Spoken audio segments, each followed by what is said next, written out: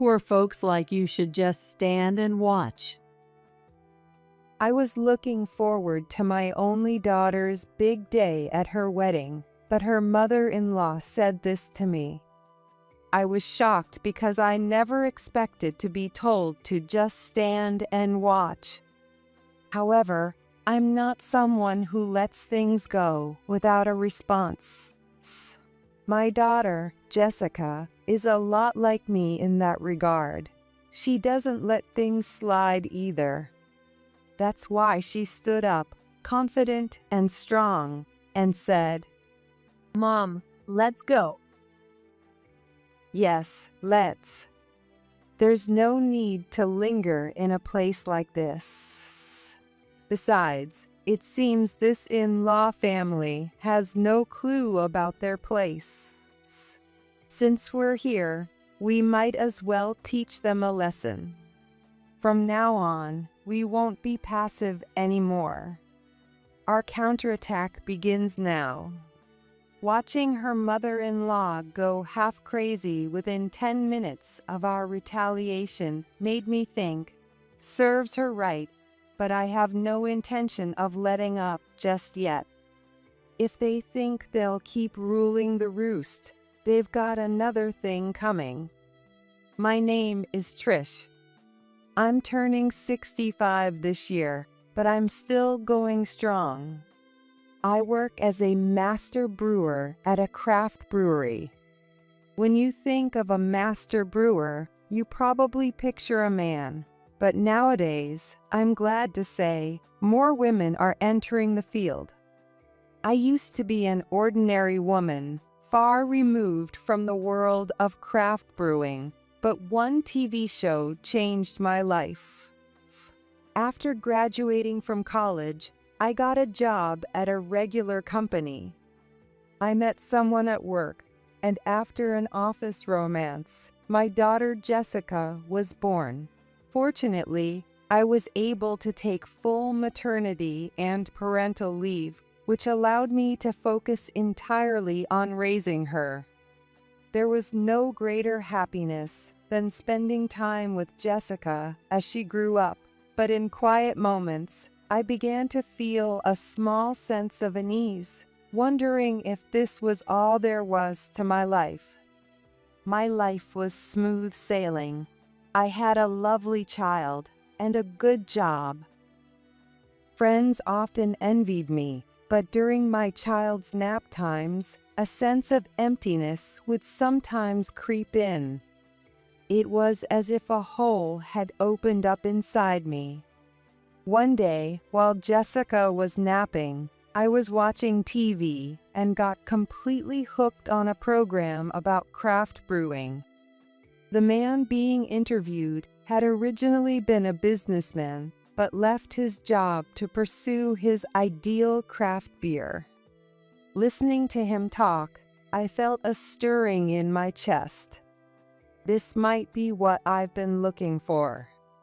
My father was a craft beer lover, and when I lived at home, we would have a drink together almost every day.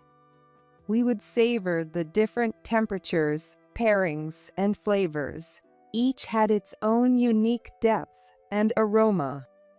At the time, I drank without much thought, but looking back, I realized how remarkable it was.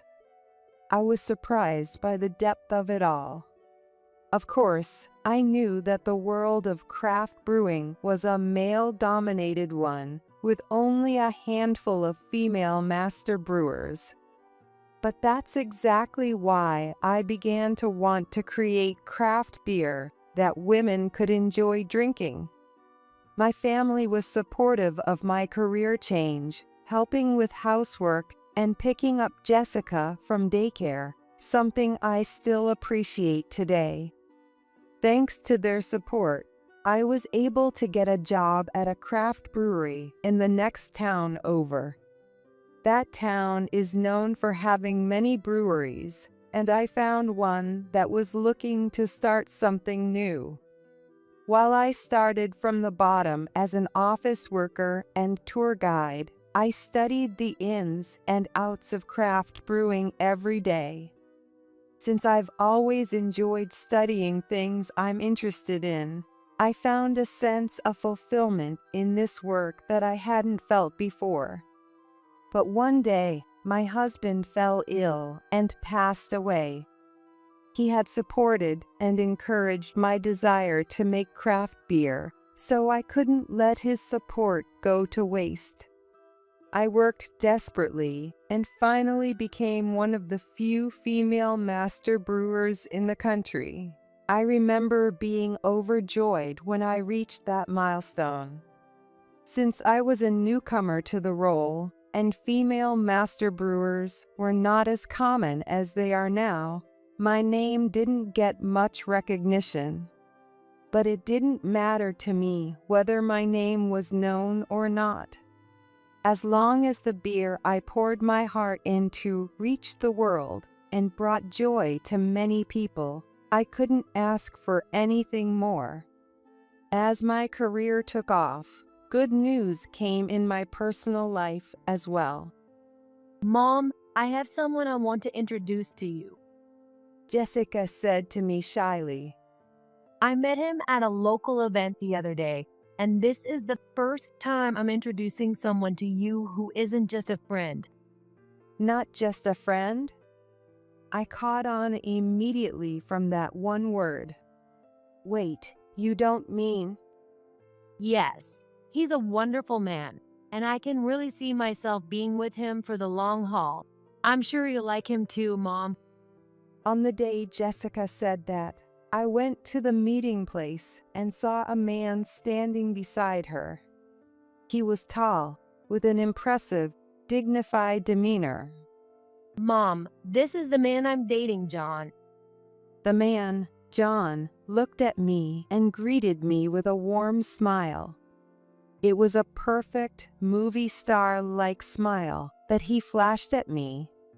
Although he said he was 40, with such a smart and graceful manner, I was sure women wouldn't be able to resist him.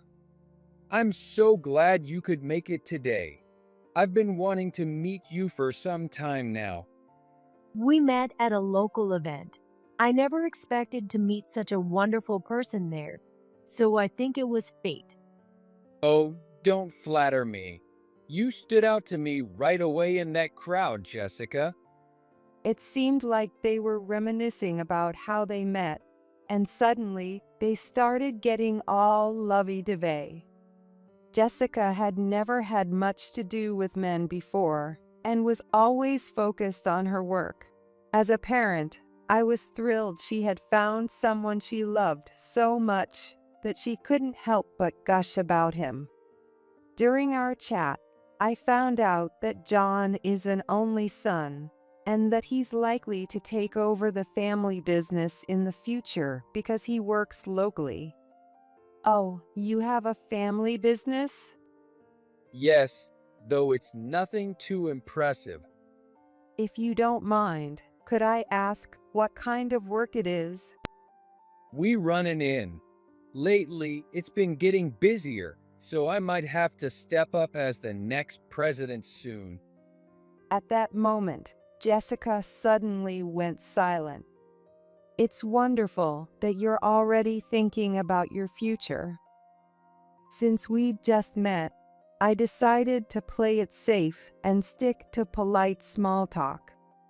Well, because of that, Jessica has been helping out with our family business quite a bit. I guess you could call it training to be the lady of the inn. John said this with a smile as he took a sip of tea. At that moment, I thought I noticed Jessica's expression stiffen for a split second. Seeing that look, I had a bad feeling. Helping out, what do you mean? As I asked, John gently interrupted me. Oh, it's nothing major. But since I'm at the age where I need to think about the future, I'd like to welcome Jessica into our family officially. John's quick, almost rehearsed response left me with little room to interject. Is that so? Yes, and Jessica has been kind enough to agree to help out. We're so grateful for her willingness to be involved with the family, so she'll feel right at home. Jessica is just an ordinary person. She graduated from a local university, works at an office, and spends her weekends shopping or going out with friends. Nothing about her particularly stands out, which made this whole situation seem odd to me. Now that I think about it, I haven't had a single direct conversation with Jessica during this entire tea gathering. By the way, Jessica, before I could finish my sentence, John cut me off again. Hey Jessica, we're going to my mom's place after this, right? She's really excited about helping you pick out a dress. Yes, of course. A dress? Does that mean? We've been talking about having the wedding this year. If we don't book the venue soon, all the popular spots will be gone.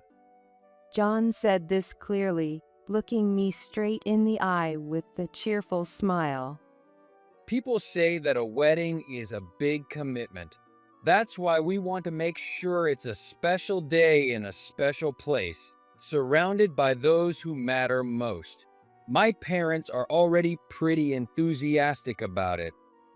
I was surprised that they were already discussing wedding plans, but at the same time, I felt like I finally understood what had been bothering me.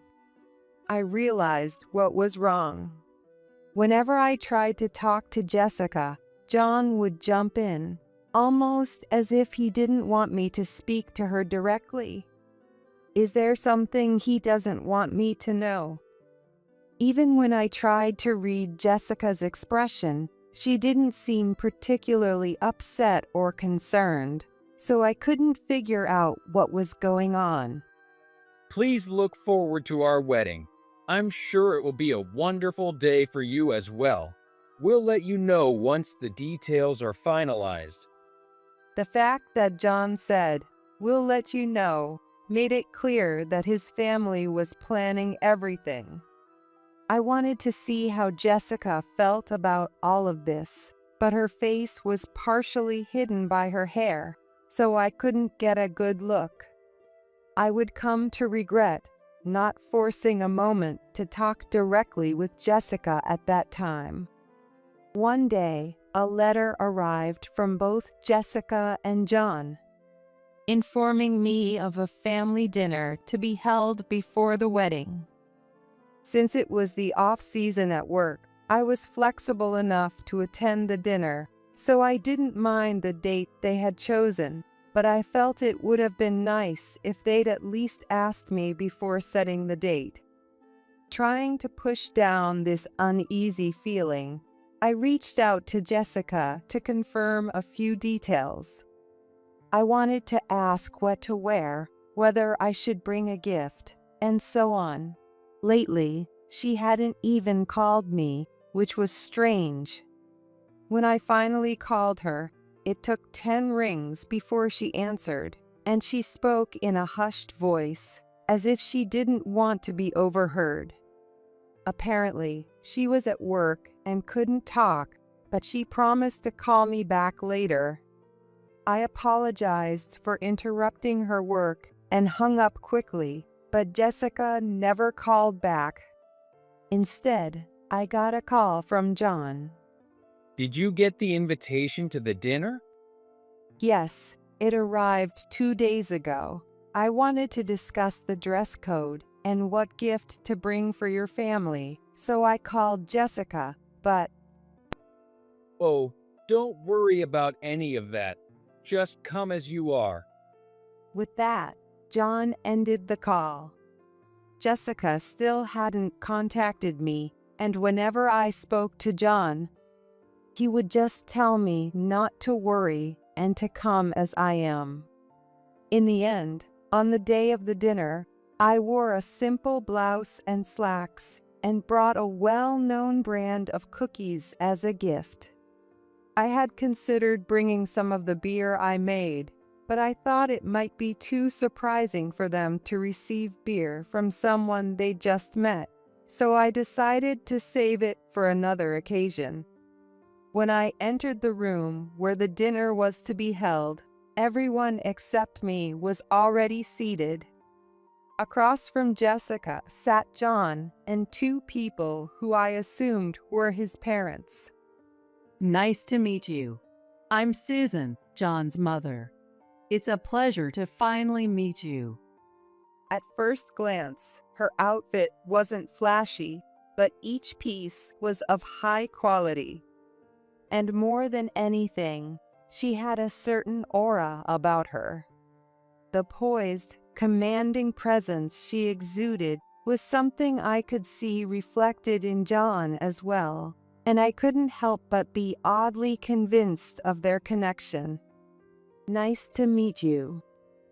Oh, I've always wanted a daughter, so I'm so happy Jessica's joining our family. I remember feeling relieved when I met her. As I'd heard that she only had her mother, I was wondering what kind of person she would be. The way she spoke was irritating, as she kept saying things that didn't sit well with me. Well, we're planning the wedding soon and getting everything ready. It's going to be a fantastic day to celebrate their new beginning. You're going to love it. Susan seemed absolutely thrilled, while her husband just laughed heartily and occasionally sipped his drink without contributing much to the conversation. Oh, and about the gift money, we'll do without it. She suddenly brought up money, and I hesitated, unsure of how to respond. Susan continued, a gift money? Oh, do you mean you can't send her off without one? I didn't realize there were still families like that these days. So, how much are you asking for? Susan glanced at me sharply. No, we hadn't even considered that. We'll go along with whatever you prefer. She covered her mouth with a handkerchief, but I could still see the sly smile she was trying to hide. And of course, she'll need to give us a grandson at some point, too. The outdated expectations she expressed made my skin crawl. After that unpleasant dinner, my desire to avoid seeing John and his parents only grew stronger. 2 weeks after that dinner, I received a message from John saying, "We registered our marriage today." I would have preferred to hear this news directly from Jessica, but I suppose she's busy since she's quit her job and is now helping out at the inn, training to be the perfect bride. Still, I'm surprised at how arrogant John's family is, despite being the owners of a group of inns in the area. I'll attend the wedding because I want to see Jessica looking beautiful on her big day. But after that, I'd rather keep my distance from them. Even after the family meeting, I still couldn't reach Jessica by phone, and I would only get a few short texts late at night. Whenever I asked her anything, her response was always, "Sorry, I've been too busy to call." The brevity of her messages made me uneasy, like she was sending telegrams. At least I managed to find out the time and location of the wedding, but beyond that, I was completely in the dark. Despite getting married, Jessica didn't seem to have any of the joy or excitement one would expect from a bride. Is she really okay with this wedding? Even though Jessica has always been a bit reserved, I thought she might at least show some excitement about her wedding day. But on the morning of the wedding, I was still filled with worry. When I arrived at Jessica and John's wedding venue, I couldn't find my seat. I was fumbling around trying to figure it out when the ceremony began. As I hurried over to the family seating area, Susan approached me. Poor folks like you should just stand and watch. I was so taken aback that I couldn't comprehend what was happening. I never said you could sit, especially not in the family section. She looked at me with an expression that clearly said she couldn't believe what I was doing. Other people nearby just watched without stepping in to help. And some even had their cameras out as if they were excited to catch something entertaining. The audacity of it all was staggering. I never imagined that, at my age, I would be treated this way.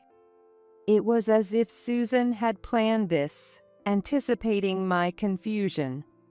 The other guests, all wearing matching ties and handkerchiefs bearing the inn's logo, glanced at me out of the corner of their eyes, as if waiting for my reaction.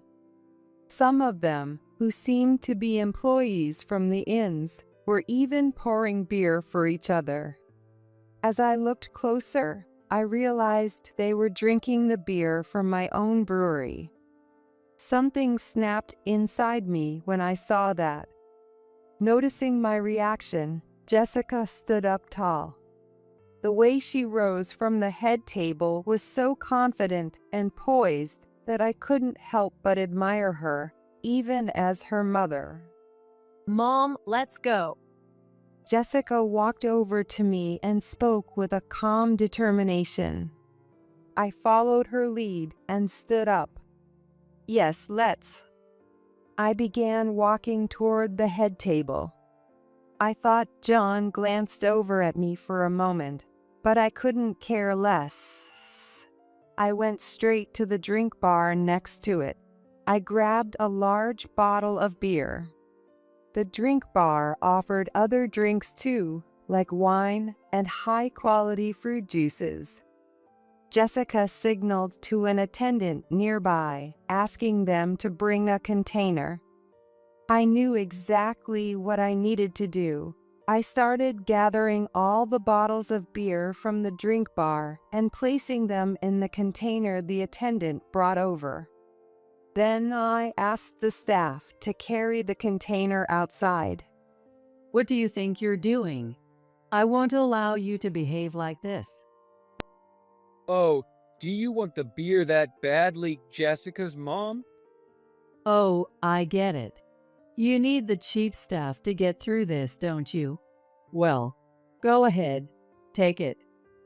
I calmly pulled out a piece of paper and a checkbook from my bag. I can't leave this beer with people who don't appreciate its value or take care of it. I then wrote down the official price of the beer on the check I had brought with me. I carefully crafted this beer and brought it as a special contribution to the wedding. I apologize if it's out of place. What's this supposed to be? A poor person writing a check? That's the most ridiculous thing I've ever heard. And what do you mean by carefully crafted? I didn't hear anything about that.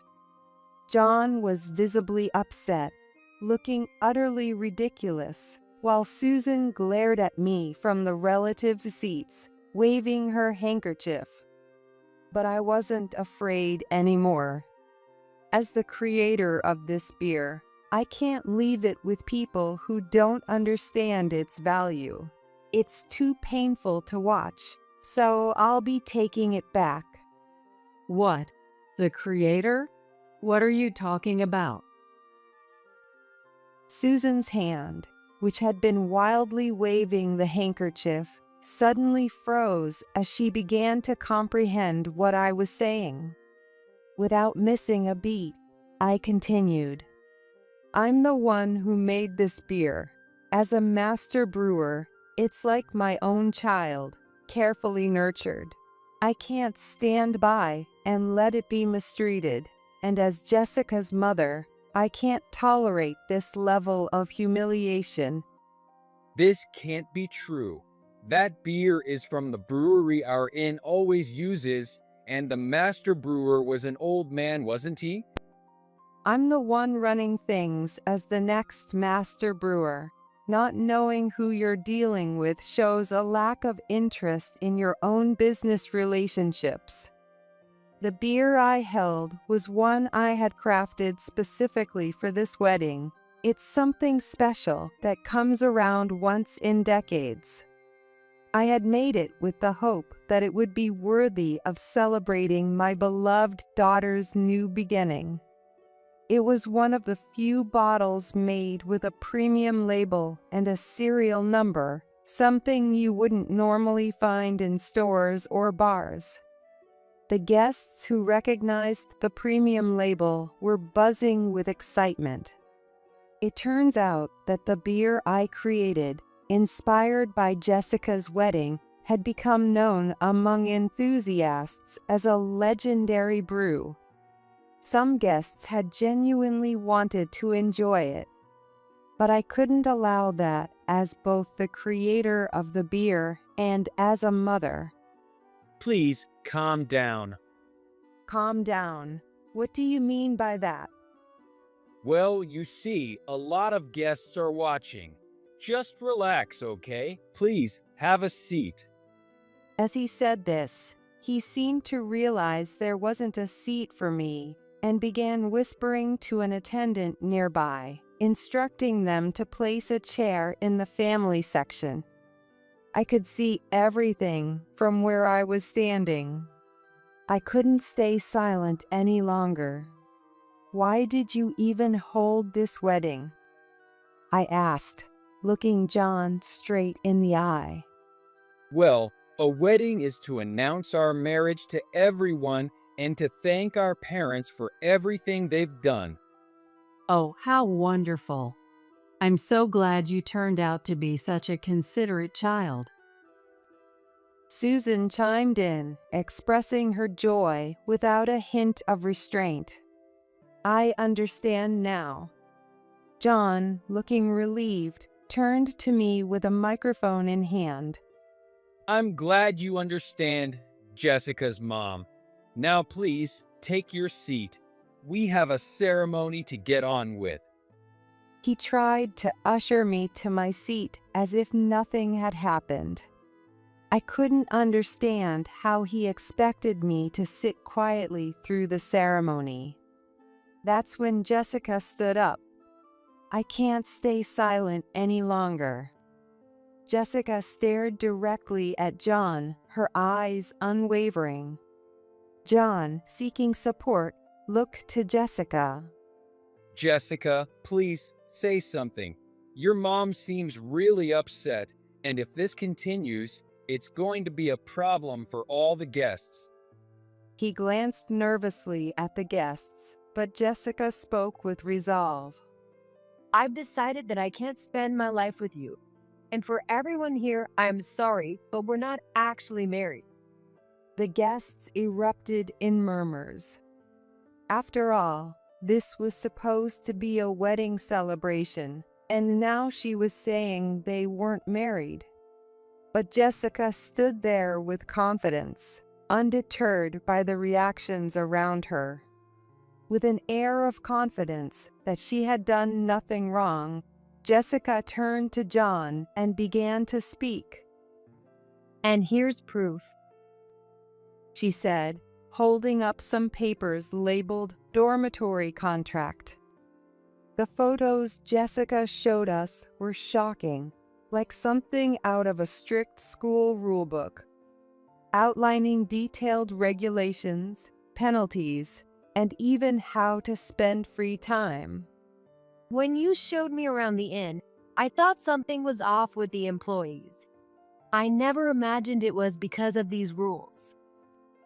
The more I looked at the documents, the more unbelievable the company policies seemed.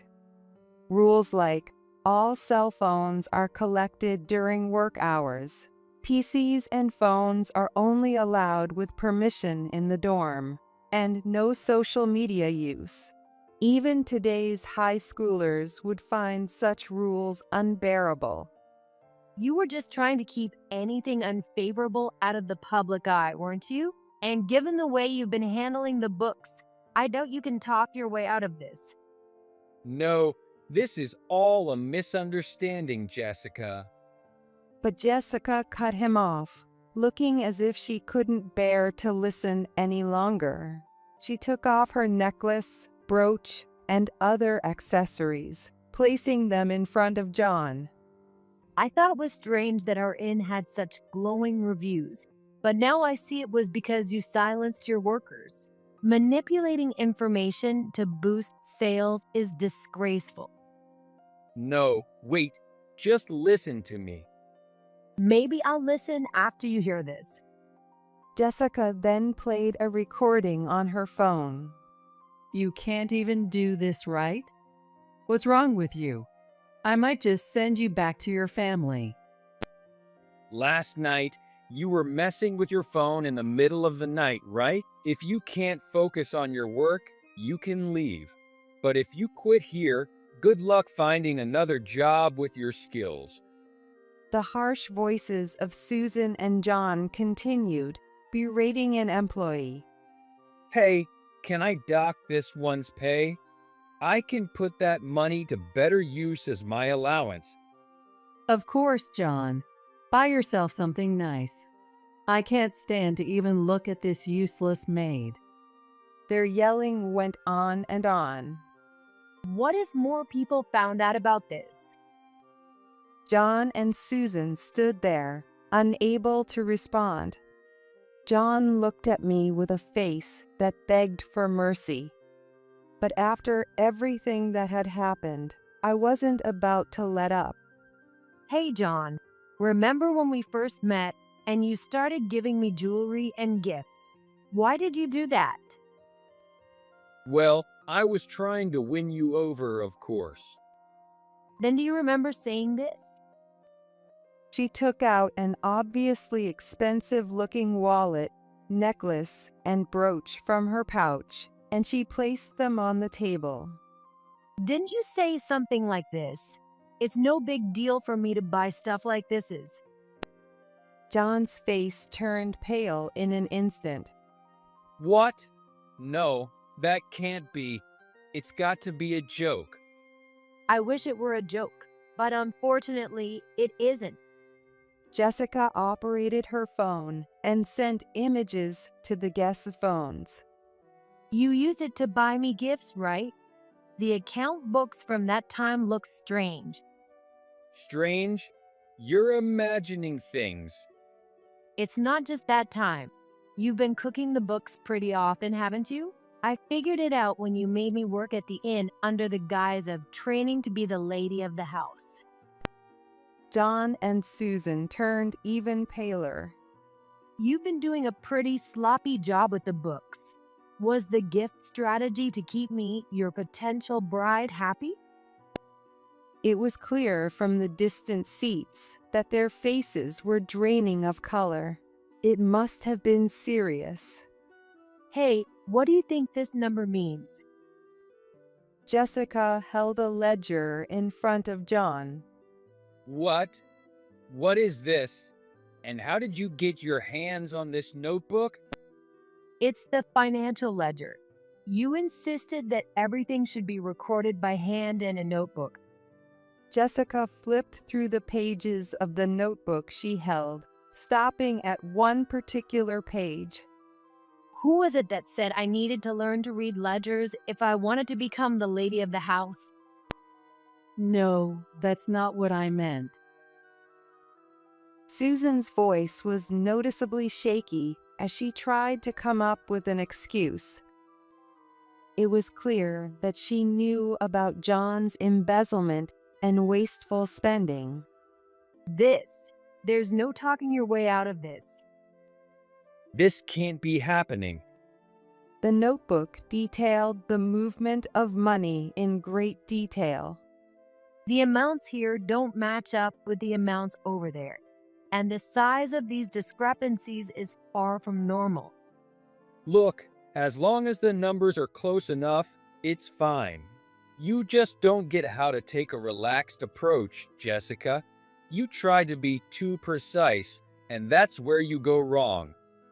John spoke as if he knew better. Well, I worked in accounting, and I can't just ignore discrepancies like these.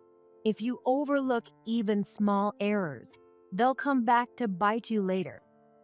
Jessica shoved the notebook back at John. You can't just judge our end based on some accounting notebook from your company. What? Are you serious right now?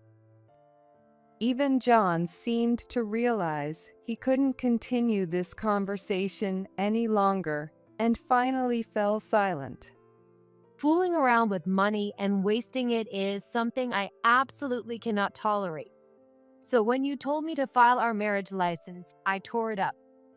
What? It doesn't matter how great you are or how prestigious your family is. I won't become family with someone who messes with money and causes others to feel distrust or anxiety.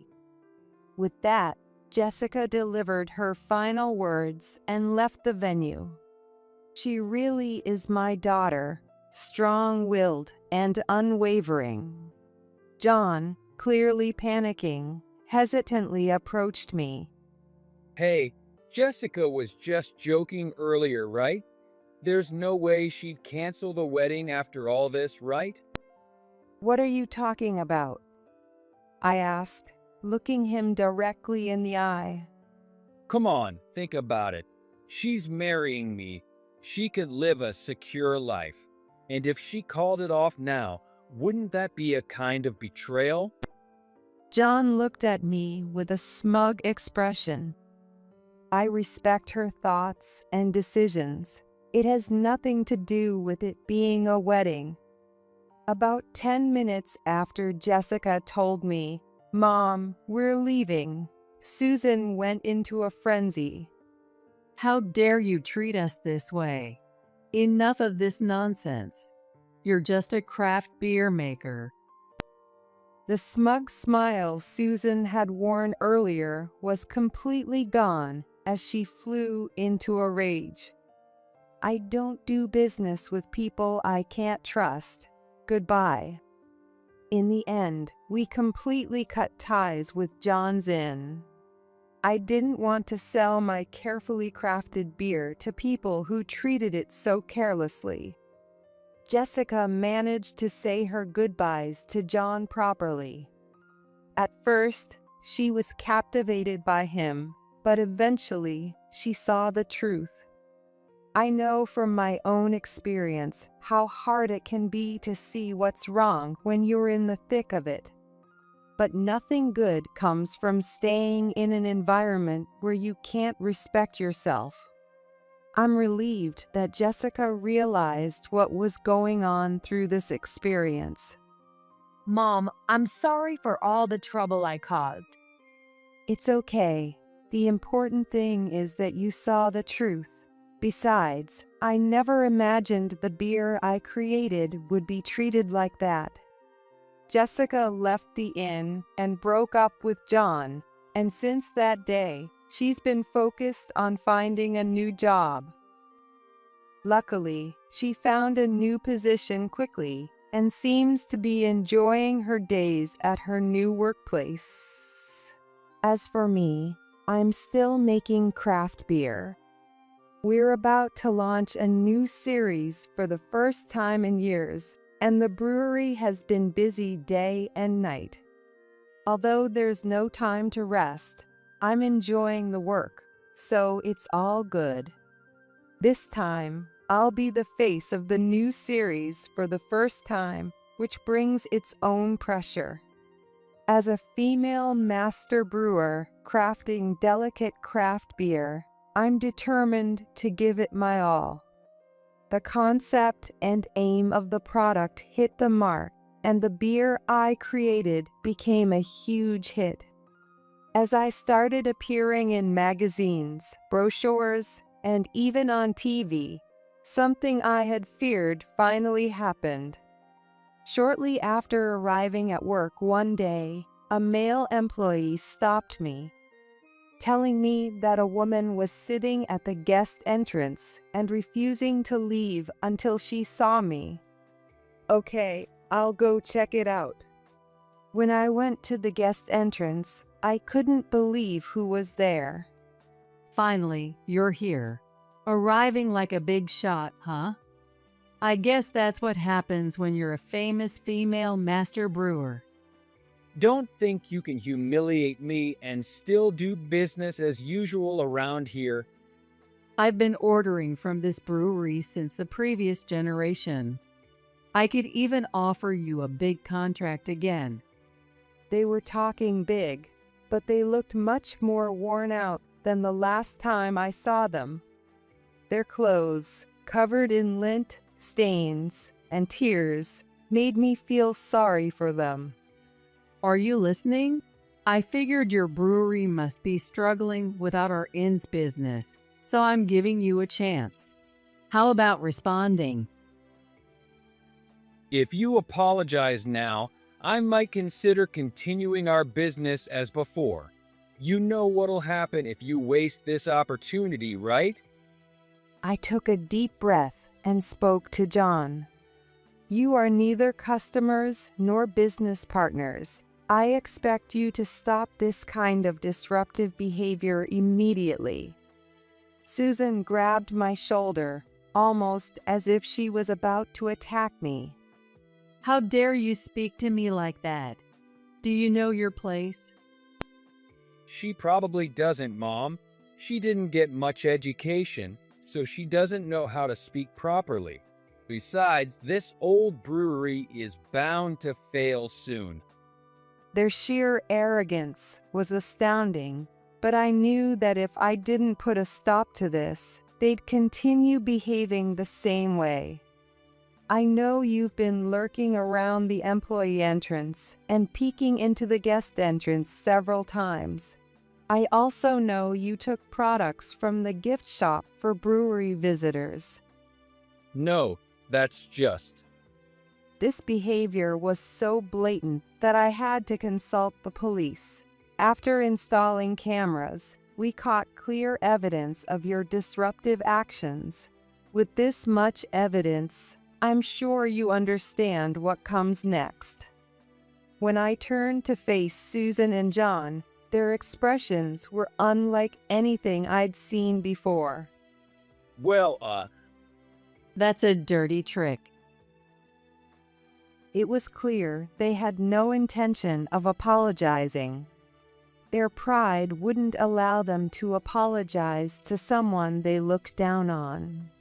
Oh well, I guess there's nothing more to say. I'm going back to work. Huh? But Anyway, I'll take my leave now. With that, I walked away from them and returned to my work. Afterward, I took the security footage, recorded conversations, and the store's shoplifting records to the police for consultation. As a result, Susan and John's actions were deemed malicious, and they ended up with criminal records. Naturally, the reputation of John's Inn Group took a hit as well.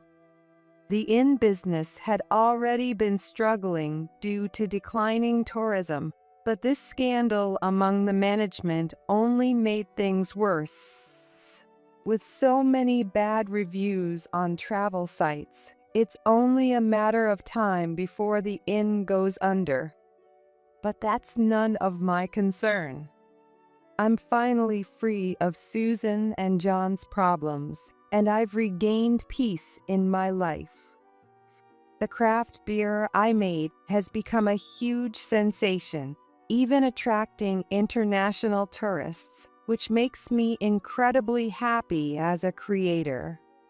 Now that our shipments are increasing and the brewery's name is becoming more recognized, I'm more motivated than ever to continue creating beer that people will enjoy.